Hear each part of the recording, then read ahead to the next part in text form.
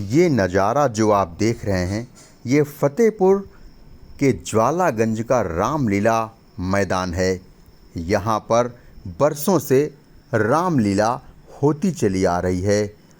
विजयदशमी पर्व से यहाँ पर रामलीला शुरू होती है और फिर भरत मिलाप तक यहाँ पर अलग अलग दिनों में कार्यक्रम होते चले आ रहे हैं। लेकिन अब इन दिनों ये टेम्पो स्टैंड बना हुआ है और इनके चारों तरफ यहाँ पर अवैध कब्जे भी दिखाई पड़ रहे हैं।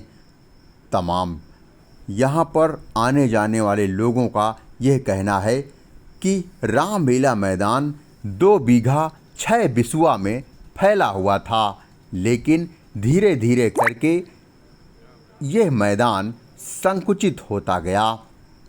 लोगों का यह भी आरोप है कि पहले यहाँ पर जो मूर्तियाँ या झांकियाँ सजाई जाती थीं, तो यहाँ पर लोगों को देखने वालों की भीड़ एकत्रित होती थी, लेकिन अब यहाँ पर यदा कदा मूर्तियों को ही तैयार किया जाता है और मैदान छोटा होने के चलते लोगों का रुझान भी अब कम हो गया है।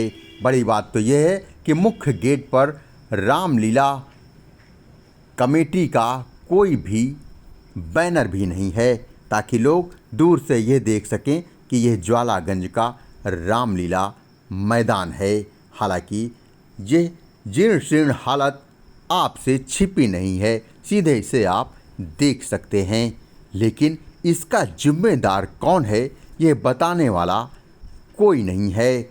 रामलीला कमेटी के अध्यक्ष राकेश कुमार व महामंत्री रामजी श्रीवास्तव की माने तो लगातार यहाँ पर वो प्रयास करते रहते हैं, लेकिन कोई भी ना तो जनप्रतिनिधि उनकी सुनता है और ना ही कोई अन्य व्यक्ति। इस दौरान उनकी यहाँ पर मौजूद किराएदारों से झड़प भी होती रहती है। आइए जानते हैं अध्यक्ष का क्या कहना है।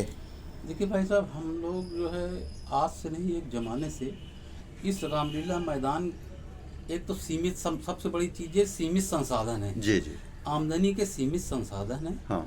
किराया इसका बढ़ नहीं रहा। हाँ। तो जितना भी हमारे यहाँ आय होती है उसी के अंदर ही हम सारी व्यवस्थाएं करते हैं।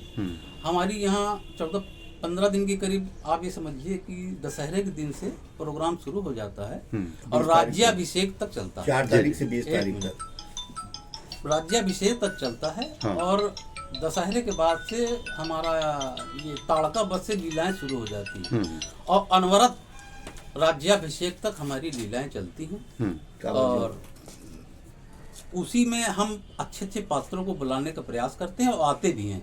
जैसे बांदा से हुए, कानपुर से हुए, यही 2 जगह के पात्र हैं। और यहाँ वजह यह है कि पहले भीड़ तो होती थी। हाँ। अब जब से मोबाइल और टीवी का प्रचार ज़्यादा हो गया है तो लोग रात के अंधेरे में थोड़ा सा आने में संकोच करते हैं। मैदान भी पहले बताते हैं काफी बड़ा होता था। नहीं, बड़ा तो आज भी है। हाँ। वो भाई ऐसा है कि कुछ आमदनी बढ़ाने के लिए हमारे पूर्व अध्यक्ष जो नहीं रहे, हाँ। उन्होंने ये व्यवस्था की थी कि भाई कुछ दुकानें लोगों के आग्रह पे कि आगे हमारी दुकान है, हमको थोड़ा सा पीछे भी रहने के लिए दे दिया जाए, क्योंकि अतिक्रमण में टूट जाएगी तो हमारी दुकानें नहीं बचेंगी। तो इस वजह से हमारे जो पूर्व अध्यक्ष जो नहीं रहे, उन्होंने उनको कुछ जगहें दे दी थी। और बाकी हमारे मैदान में कोई कमी नहीं है। मैदान को टेम्पो का अड्डा बना दिया गया है। नहीं, ऐसा नहीं।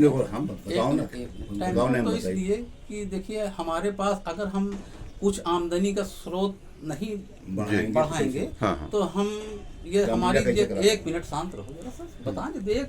दशहरे में हमारी देखिए पूरी सवारी निकलती है, अच्छा खासा खर्च उसमें आता है। दूसरी हमारी बड़ी लीला होती है बड़ी सवारी की, उसमें भी हमारी सवारियाँ निकलती हैं। और तीसरा उससे बड़ा मेला हमारा भरत मिलाप को रहता है, तो उसमें भी हमको सारा इंतजाम करना पड़ता है। पात्रों को लाना, सजाना और फूल माले का इंतजाम करना, ढोल ताशे सब व्यवस्था करनी पड़ती है। और आप ये समझिए कि अगर कंटिन्यूस 15 दिन हम रामलीला कराते हैं, उसका खाने पीने का और सब नाश्ते का सब व्यवस्था करनी पड़ती है। और आज की ग्रानी के समय में इस समय इतनी महंगाई के समय में आप समझते हैं कि जो पात्र लेते थे एक जमाने में 200 रुपया, वो आज 1000 रुपये मांगते हैं।